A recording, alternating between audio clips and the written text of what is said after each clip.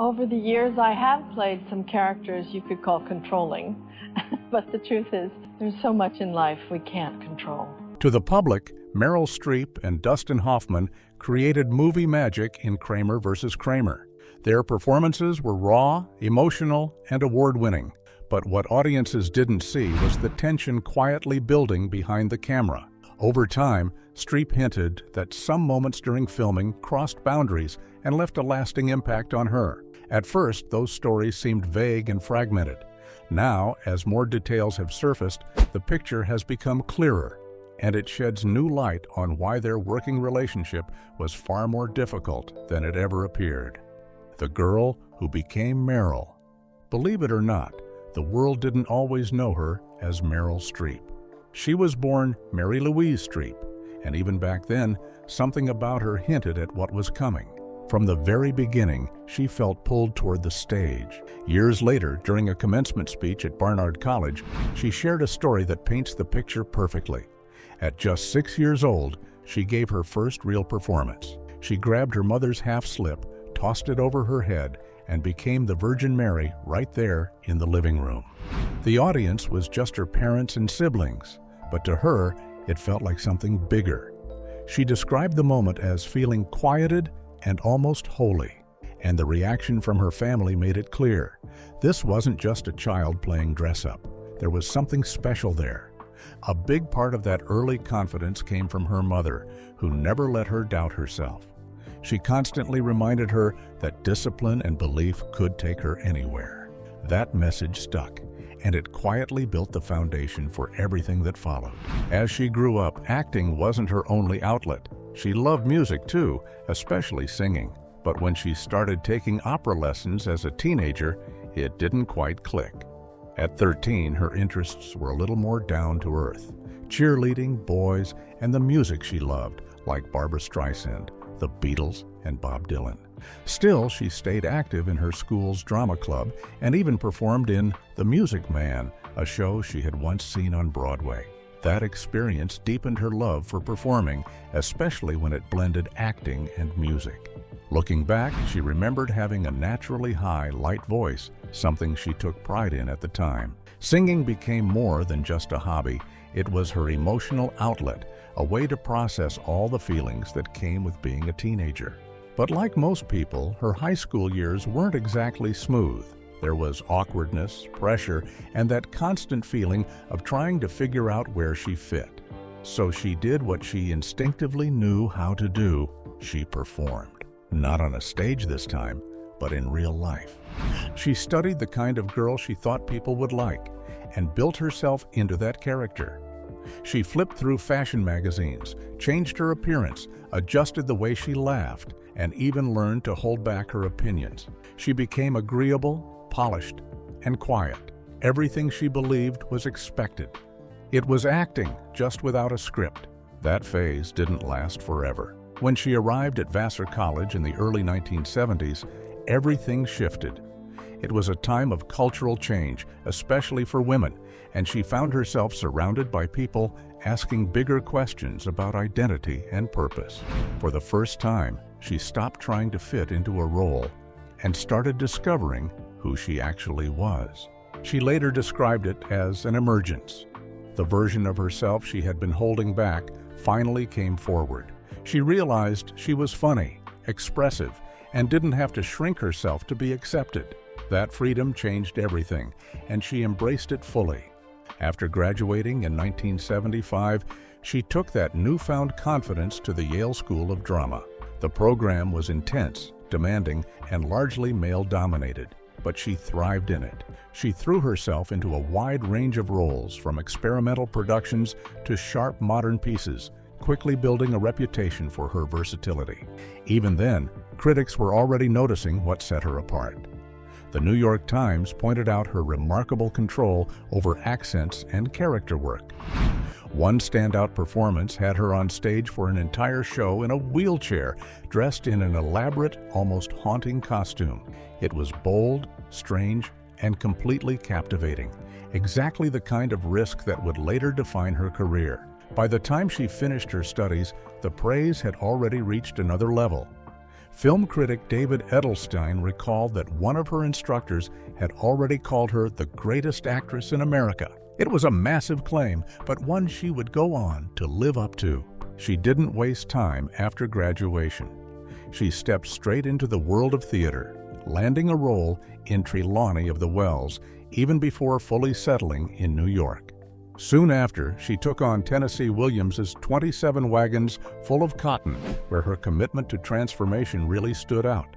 To play Baby Doll, she completely immersed herself in the role, physically and emotionally, disappearing into the character in a way that left audiences stunned. Even Tennessee Williams himself was impressed. That stage success quickly opened the door to film.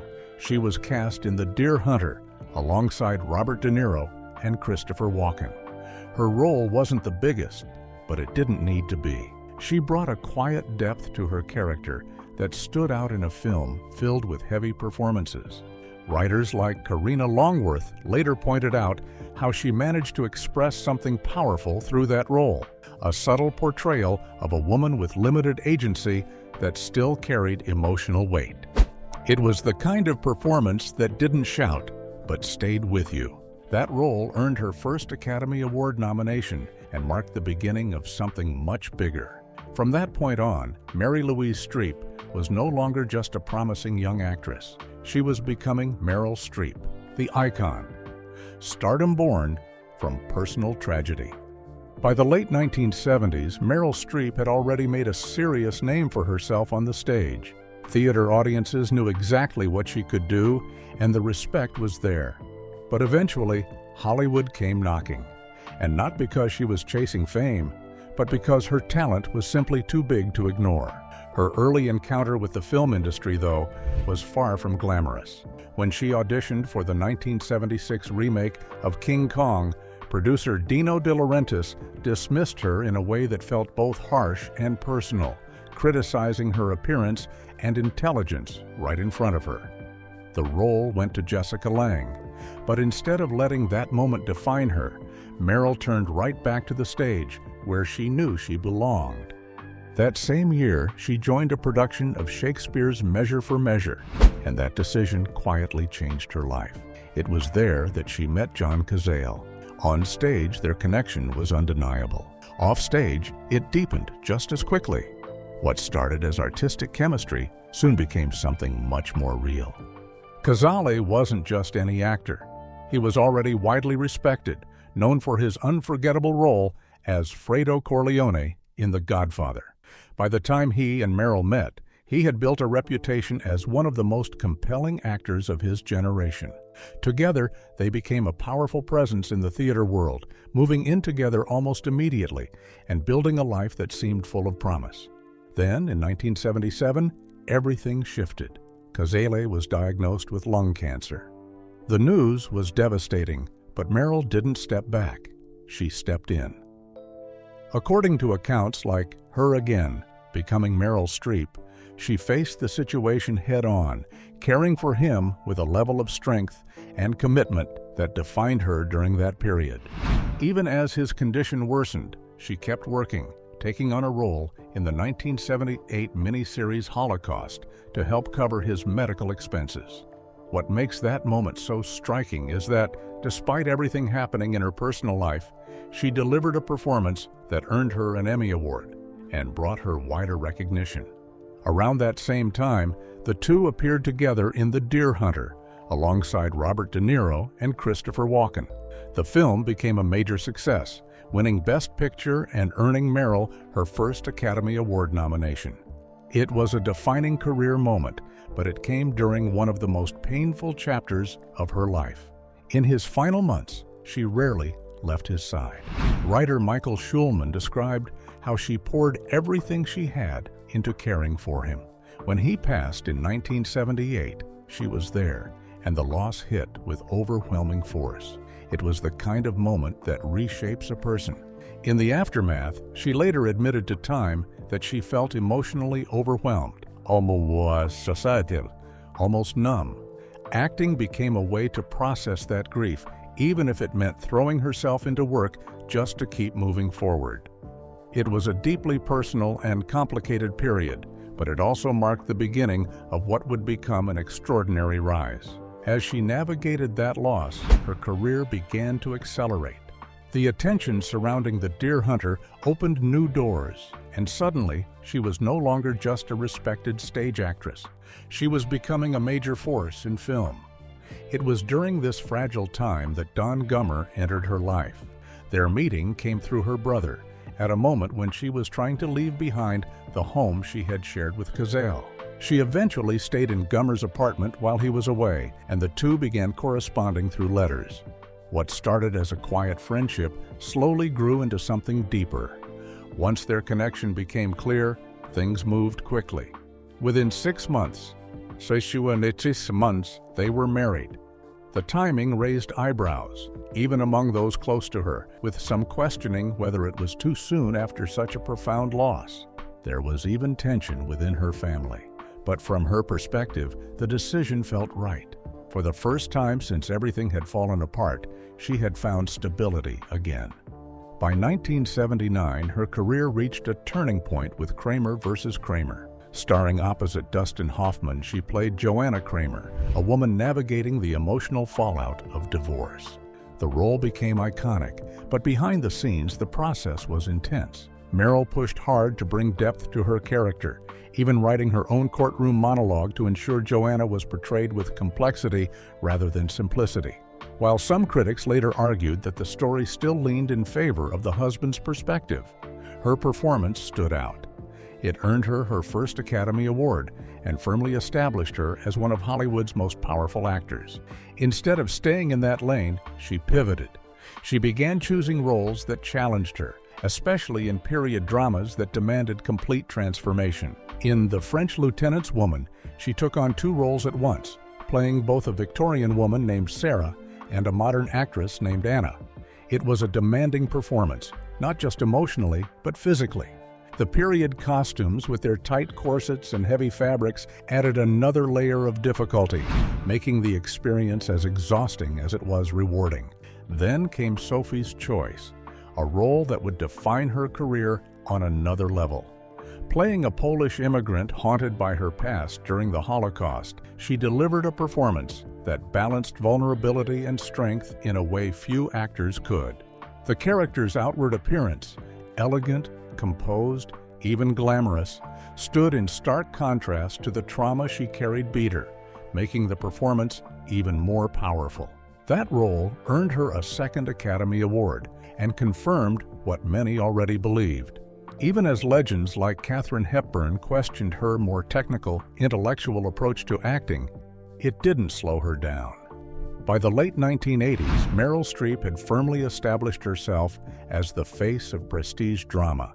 She was known for intensity, emotional depth, and a growing collection of awards that backed it all up. But behind that reputation, there was another side of her that audiences hadn't fully seen yet. She wanted to be funny.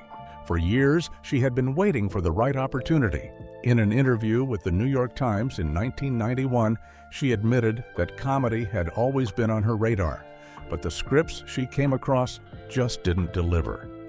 That changed in 1989 with She-Devil, where she leaned all the way into a bold, exaggerated performance as a glamorous and self-absorbed novelist. It was a sharp turn from her usual roles, and it opened the door to something new. From there, she began exploring comedy more freely. In Postcards from the Edge, inspired by the life of Carrie Fisher, she balanced humor with emotional complexity in a story about a strained mother-daughter relationship. Then came Defending Your Life, where she teamed up with Albert Brooks for a light philosophical take on the afterlife. But it was Death Becomes Her that truly showcased her comedic instincts. Playing the vain and competitive Madeline Ashton, she embraced physical comedy, sharp timing, and over-the-top moments that pushed her performance into unforgettable territory. The film itself didn't dominate the box office at the time, but over the years it found a new audience and grew into a cult favorite, especially within the LGBTQ+ community. It became clear that her comedic instincts hadn't just worked, they had been ahead of their time. As the early 1990s unfolded, there were quiet whispers in the industry, suggesting she might be entering a slower phase of her career. Instead of retreating into safer roles, she made another unexpected move. She stepped into the world of action. In The River Wild, she played Gail Hartman, a former river guide forced into a life-threatening situation on dangerous rapids. It was a physically demanding role and far removed from the characters audiences were used to seeing her play. She trained extensively, learning to handle the challenges of whitewater rafting and performing many of her own stunts. According to her coach, Elizabeth O'Leary, she picked up the skills with surprising speed, showing a natural ability to translate instruction into movement. Still, the experience pushed her to her limits. The filming process was intense, driven by both adrenaline and real fear, as she navigated physically demanding conditions. The risk paid off. The film succeeded commercially and shifted the narrative around her career. It reinforced her versatility and proved she could carry a major action-driven story just as effectively as a dramatic one. Any talk of a decline quickly faded. By the time the 2000s arrived, she was already thriving again, taking on acclaimed roles in projects like Angels in America. But one of her most defining moments came when she stepped into the role of Miranda Priestley in The Devil Wears Prada. At first, not everyone was convinced she was the right fit. Producer Wendy Feinerman later revealed that some doubted whether she could bring enough humor to the role, but once she took it on, she redefined it completely. Instead of playing the character as loud and aggressive, she made a deliberate choice to go in the opposite direction. Drawing inspiration from Clint Eastwood, she built the performance around quiet authority. The idea was simple but powerful. Someone who never raises their voice forces everyone else to lean in and listen. That choice had an immediate impact. When filming began, the cast expected a commanding vocal presence. Instead, they were met with something far more controlled and unsettling. Anne Hathaway later described how the room shifted the moment Streep delivered her lines in a near whisper. It changed the entire dynamic. The character was widely believed to be inspired by Anna Wintour, the powerful editor-in-chief of Vogue. That connection added another layer of intrigue, even affecting production, as some fashion brands reportedly hesitated to be involved. Still, Streep approached the role with a sense of humor, later acknowledging how much she enjoyed bringing the character to life. What made the performance even more interesting was the reaction it sparked. In an interview with NPR, Streep reflected on how audiences connected with the role, especially men. For the first time in her long career, she noticed that some men began to openly relate to one of her characters. It was a revealing moment. After decades of playing complex women, it took a character like Miranda Priestley, powerful, decisive, and unapologetically in charge, for certain audiences to fully see themselves in her perspective. It highlighted how perceptions of leadership, authority, and gender had shaped the way her performances were received. The secret behind their separation. For decades, Meryl Streep and Don Gummer were seen as one of Hollywood's most solid unions. So when news broke in late 2023 that their marriage had quietly come to an end, it caught almost everyone off guard. What made it even more surprising was the timeline. The announcement revealed that they hadn't just recently separated, they had actually been living apart for over 6 years. That meant that while the world continued to see Meryl stepping onto red carpets and delivering award-winning performances, her personal life had already shifted in a major way behind the scenes. The revelation came through a statement shared with Page Six on October 20th, 2023, confirming that although they still cared deeply for each other, they had chosen to live separate lives. It was the kind of news that forced people to rethink everything they thought they knew about one of Hollywood's most enduring relationships. For years, they had been viewed in the same light as other long-lasting celebrity couples like Hugh Jackman and Deborah Lee Furness, a rare example of a marriage that could survive the pressures of fame. Meryl, in particular, often spoke warmly about her husband, even acknowledging him during major moments like her speech at the 84th Academy Awards. What added to the shock was how normal everything appeared on the surface. Just days before the news became public, she attended the Princess of Asturias Awards, still wearing her wedding band. To most observers, nothing seemed out of place, but in hindsight, there were small signs. Over the years, people had noticed the contrast between them during public appearances. Meryl carried herself with ease and confidence, while Gummer often appeared more reserved, sometimes even uncomfortable in the spotlight. At the time, it was easy to chalk that up to personality differences. Now, those moments feel more telling. Their last public appearance together dates back to 2018 at the 90th Academy Awards. After that, he was noticeably absent from her side. What once seemed like a simple preference for privacy now lines up with the timeline of their separation, suggesting that their relationship had already entered a different phase. Part of the strain may have come from the realities of her career. Being one of the most respected actors in the world meant long stretches away from home. Over the years, her work often took her across the globe, leaving Gummer to manage life at home with their 4 children: Henry, Mamie, Grace, and Louisa. She had spoken in interviews about the balance they tried to maintain, acknowledging both the support he gave and the challenges that came with being apart so often. Still, even strong partnerships can face pressure over time. While neither of them publicly detailed the reasons behind their separation, there were moments in the past that reportedly tested the relationship. One of the most talked about was a resurfaced rumor involving Jack Nicholson, tied to their time working on Ironweed. The claims were denied, but according to some reports, the renewed attention years later created tension at a time when the marriage was already under strain. There were also suggestions that their priorities had begun to drift apart. While Meryl remained deeply committed to her work, continuing to take on demanding roles, Gummer was said to be ready for a quieter chapter of life. What may have once been a manageable difference gradually became harder to ignore. Despite all of this, the way they handled their separation reflected the same privacy that defined their relationship. There were no public disputes, no dramatic headlines, just a quiet acknowledgement that things had changed. It was consistent with how Meryl had always approached her personal life, carefully guarded and rarely on display. That sense of privacy has carried into the next chapter as well, especially with the growing attention around her connection to Martin Short. The two appeared together on the hit series Only Murders in the Building, where they played a couple on screen. But off-screen, their dynamic began attracting just as much attention. In early 2024, particularly during the Golden Globe Awards, their interaction sparked widespread speculation. They were frequently seen laughing together, staying close throughout the evening, and displaying an easy, natural chemistry. Instead of fading, the rumors grew stronger. They continued to appear together at events like the AFI Awards, and were even spotted sharing a meal at Giorgio Baldi. Each appearance added another layer to the speculation, with many wondering whether their connection had moved beyond friendship. By the time they attended the Season 4 premiere of Only Murders in the Building, arriving hand in hand, the conversation had reached a new level. To some, it looked like confirmation. To others, it could still be explained as a close bond formed through years of collaboration.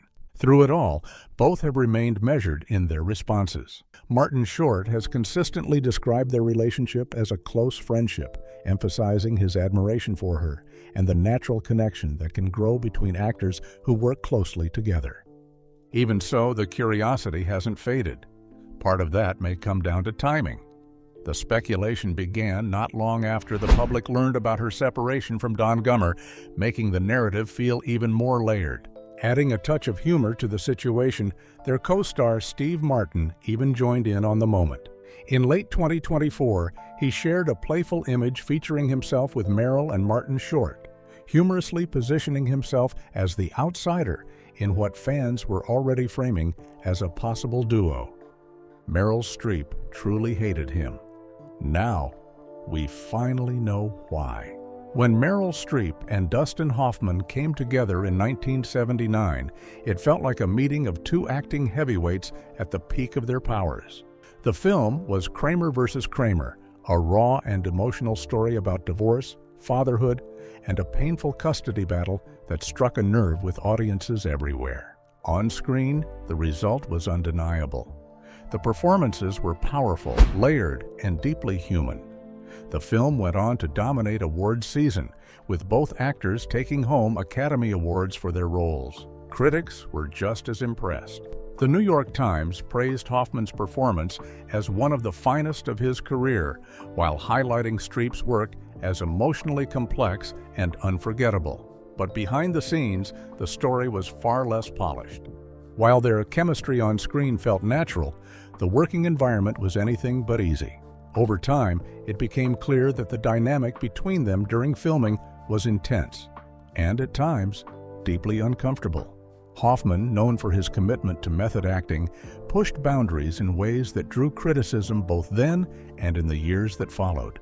For Streep, this was her first major film role, and the experience was a harsh introduction to the realities of working in Hollywood at that level. In later interviews with the New York Times, she recalled moments where those boundaries were crossed, including an incident early in production where a physical action in a scene was not discussed beforehand. It set the tone for a working relationship that required her to navigate both the demands of the role and the unpredictability of her co-star.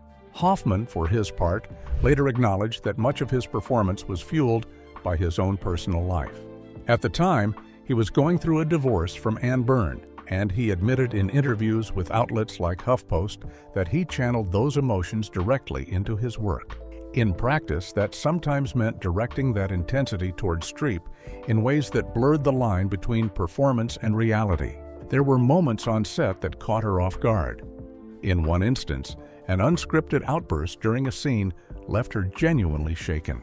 Even Hoffman later reflected on how far things went, acknowledging that the tension was real. Their history, however, stretched back even earlier. During an audition for a project Hoffman was involved in directing, Streep described an encounter that left a lasting impression on her. She spoke about it years later in time, characterizing the experience as inappropriate and unsettling. Decades later, clarifications emerged suggesting that while some details had been misreported, there had been an incident, followed by an apology that she accepted. The emotional strain on set went beyond physical moments. According to Her Again, Becoming Meryl Streep by Michael Schulman, the environment during filming often pushed into deeply personal territory. At the time, Streep was still grieving the loss of John Cazale, and that grief was something she carried with her into the role.